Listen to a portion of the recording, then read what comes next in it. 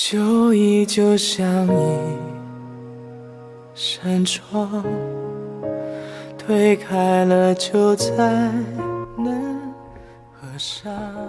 안녕하세요. 중국 뉴스 해설의 이박사입니다. 지난 9월 4일 중국의 류허 부총리는 미국의 라이트하이저 USSTR 무역 대표부 대표에게 전화를 해서 다음 달 초에 중국의 협상단이 워싱턴으로 건너가서 그동안 중단되었었던 미중 무역 회담을 재개할 것이라고 그렇게 소식을 전했습니다. 이 소식에 접한 전 세계 증시가 대폭 상승을 보였죠. 그리고 월스트리트 저널에 의하면 이 소식을 전달받은 미국의 실무자들은 환호성을 질렀다고 합니다. 트럼프 대통령 이하 라이트하이저, 피터 나바로, 레리 커들로우 등 미국의 지도부들은 계속해서 매체들에게 미국이 승리하고 있으며 잘 되고 있다고 이야기를 했지만 사실 세계 각국이 볼 때는 중국이 시간을 끄는 지연책에 들어간 것으로도 보이고 또 뻗치기에 들어간 것으로도 보여서 사실 이번 무역협상이 정말로 이루어질지에 대해서도 설왕설래 말이 많았었죠. 그러니 미국의 실무자들이 노심초사했었을 것입니다. 어찌되었던 제가 지난 동영상들을 통해서 이렇게 무역협상이 재개된 것에 대해서는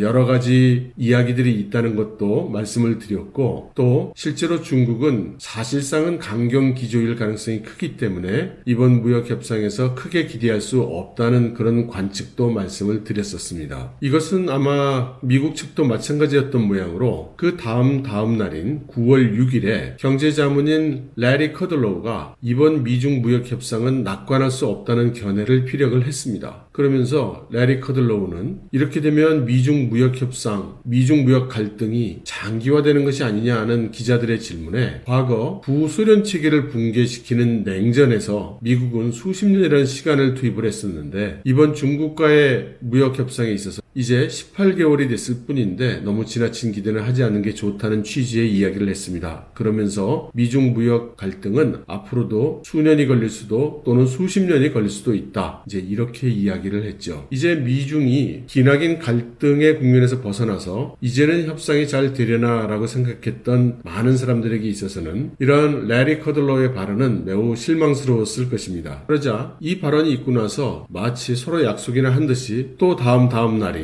9월 8일에 피터 나바로가 기자들과 이야기를 했죠. 그러면서 피터 나바로는 미중 무역 협상을 둘러싸고 여러 가지 이야기가 있는데 다 믿지 말라고 했습니다. 사실 피터 나바로는 일관되게 여러 관측들이 나오는 것을 믿지 말라 이렇게 이야기를 했었습니다. 그러면서 이번에는 아주 재미있게 이 이야기를 했죠. 그는 미중 무역 협상에 관한 한 두 가지 원칙이 있다고 이야기를 하면서 첫 번째는 라이트하이저 규칙이다 라고 하면서 그 규칙의 내용은 뭐냐면 협상은 문을 닫고 안에서 이루어지며 절대 매체들에게 누출하지 않는다. 이것이 라이트하이저 룰이라는 것이고 또 자기한테는 피터 나바로 룰이 있다고 하면서 피터 나바로 룰은 뭐냐? 라이트하이저가 한 말만 듣고 나머지 사람이 한 말은 듣지 않는다. 이제 이것이 나바로 룰이다. 이렇게 나름대로 유머스럽게 이야기를 했습니다. 그러면서 피터 나바로는 이번 미중 협상은 두 가지가 큰 이슈가 될 것이라고 했습니다. 하나는 significant structural issue, 매우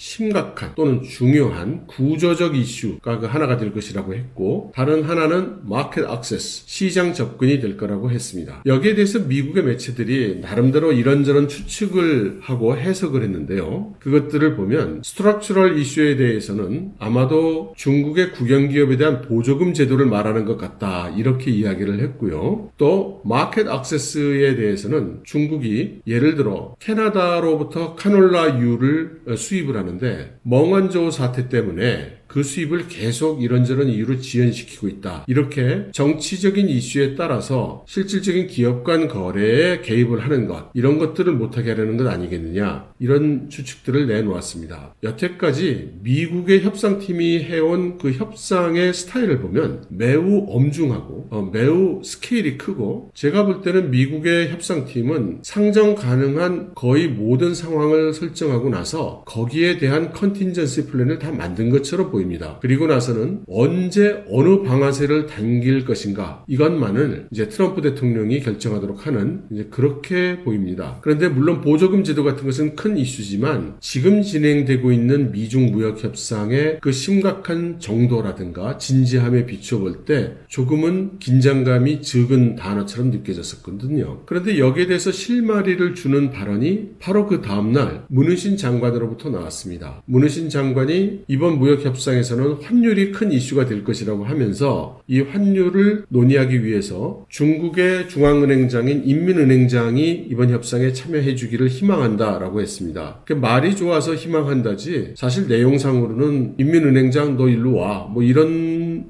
분위기였죠. 또 단순히 그 환율만을 이야기하는 것은 아니었을 것입니다. 환율로 대변되는 그 뒤에 숨어있는 환율 조작국 지정에 따른 여러 가지 수단에 대한 설명이 아마 함께 전개될 것이고 또 지금 중국이 현재의 경제 상태를 타개하기 위해서 7대 정책이라는 것을 추진하고 있는데 그 중에 대부분이 금융 정책이기 때문에 실제로 통화량을 매우 증가시키고 푸는 정책을 쓰고 있죠. 소위 통화 완화 정책, 팽창 정책을 쓰고 있는데 여기에 대한 우려들도 있는 것 같습니다. 그래서 전반적인 중국의 금융 정책, 환율 정책, 외환 정책, 그리고 환율 조작에 관한 이슈 이런 것들이 거론될 것 같고 그와 더불어서 홍콩의 자유무역항 지위와 홍콩의 금융체계에 관한 이야기도 거론될 것으로 생각이 됩니다. 반면 피터 나바로가 이야기했던 시장 접근에 관해서는 별다른 정보가 없었는데요. 오늘 이에 대한 큰 뉴스가 나왔습니다. 그것은 미국은 역시 중국에 대해서 시장 경제하에 민영기업 주도하의 자유경쟁 체계를 중국이 이행하도록 촉구한다는 것이고 그런 취지에서 하는 발언들이 시장 접근이라는 단어로 설명이 되었던 것 같습니다. 이것은 제가 오늘 발표된 중국 뉴스를 추적하다 보니 알게 된 사실인데요. 오늘 중국 정부가 미국의 대중 수출품 중에서 16개 유형의 제품에 대해서 보복관세 했던 것을 취소하는 결정을 했습니다. 그리고 일부 품목을 제외하고는 이미 부과했던 관세도 환급해 주기로 했죠. 갑자기 만들어진 조치인데 이 조치가 나오기 바로 직전에 한국시보의 총편집인인 후시징이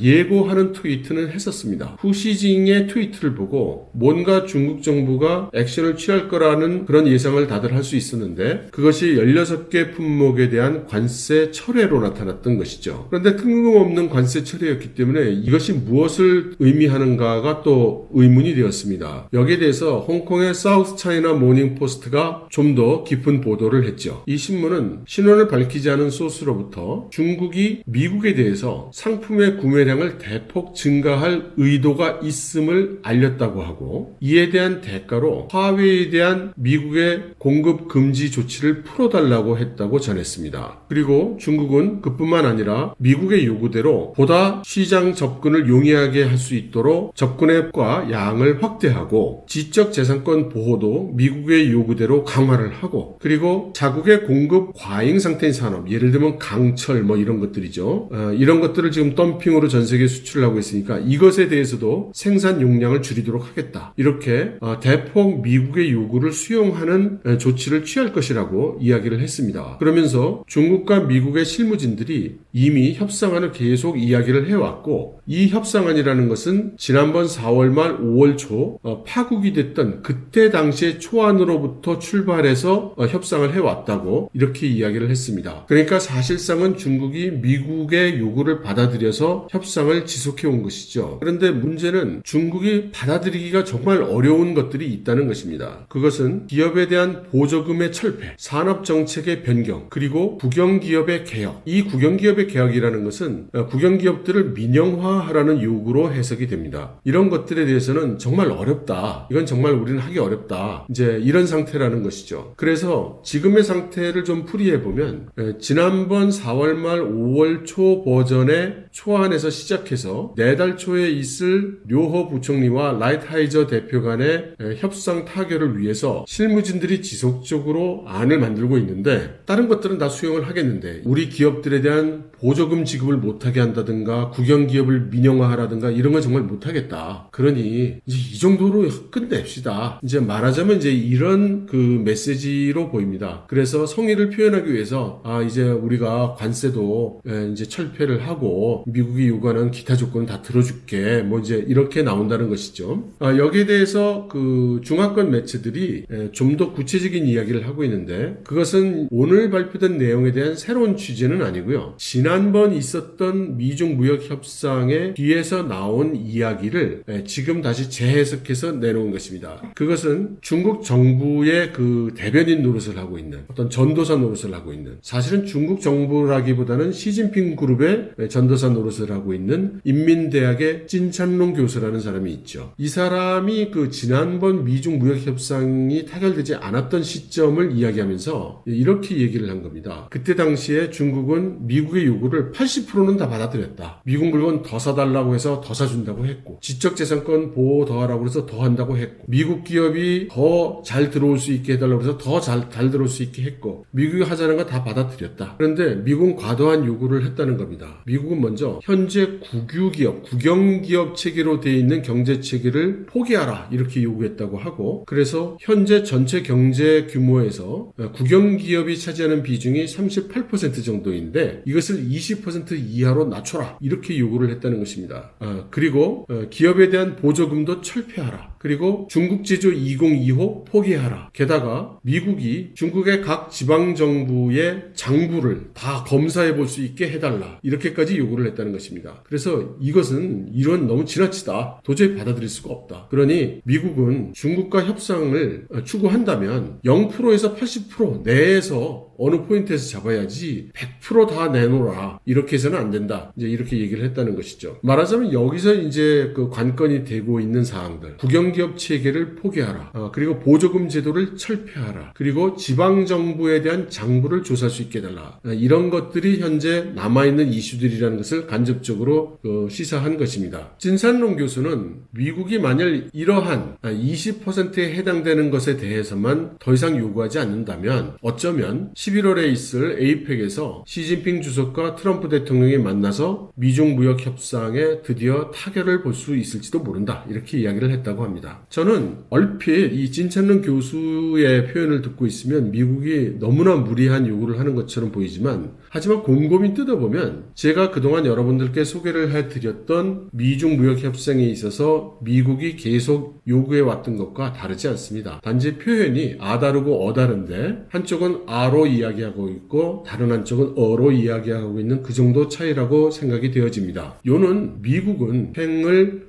개런티 할 수 있는 기구를 만들어야 되고 지방정부가 실제로 그렇게 하는지에 대한 모니터링을 할 수 있게 하는 그런 메커니즘을 만들어야 된다는 입장인 것이죠. 또 제가 최근에 여러분들께 말씀드렸던 두세 개의 동영상에서 모두 중국 공산당의 전략이 미국과는 어느 정도 선에서 타협해서 빨리 협상을 마무리 짓고 실제로 그 협상의 결과를 이행하는 과정에서 이런저런 수단을 부린다라고 자꾸 이야기가 나오고 있기 때문에 미국의 협상팀이 단지 협상 안에 타결만으로는 안 된다고 생각하는 것도 충분히 이해할 수 있는 일입니다. 어쨌든 이제 미중 무역 협상의 중점은 무엇을 합의하는가에서부터 그 이루어진 합의가 어떻게 이행 보증이 될 수 있는가라는 쪽으로 이전해 가고 있는 것 같습니다. 만일 이행 보증에 있어서까지 합의를 볼 수 있다면 그렇다면 미중 무역 협상이 타결을 볼 수도 있겠죠. 그렇지만 지금 미국이 요구하고 있는 국영기업에 대한 개혁, 보조금의 철폐, 지방정부의 실제 집행 내용을 모니터링할 수 있게 하는 것들은 모두 현재의 중국 공산당 일당 독재 체계 그리고 시진핑 그룹의 권력 유지 체계와 극적으로 대치되기 때문에 중국이 받아들일 수 있는 가능성은 저는 크지 않다고 봅니다. 단지 이것이 만일